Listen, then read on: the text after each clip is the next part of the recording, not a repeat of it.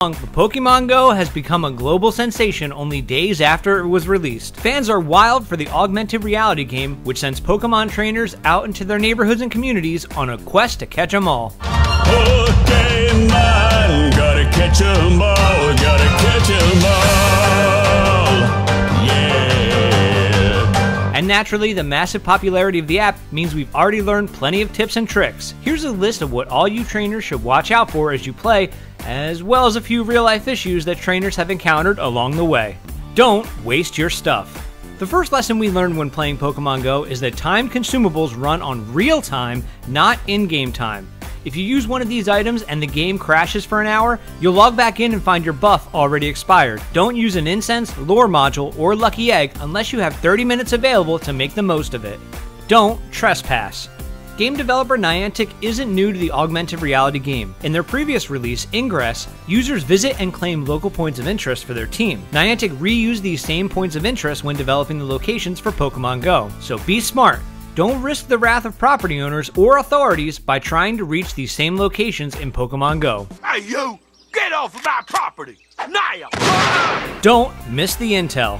One major drawback of Pokemon Go is the lack of a mapping tool. Some unofficial maps have sprung up, but none are as complete or as easy to use as the official map made for Ingress. As we mentioned before, Niantic recycled its Ingress portal locations for Pokemon Go, so do yourself a favor, download the game and sign up for an account.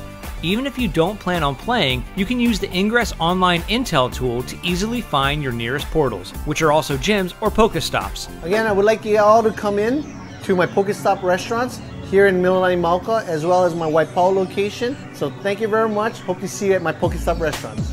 And if you wind up at this dude's fish restaurant in Hawaii, you've walked too far. Better check that map again. Don't catch and drive. This should be obvious, but don't swipe away with your Pokeball in the car. While you can technically catch wild Pokemon at any speed, is it really worth the risk?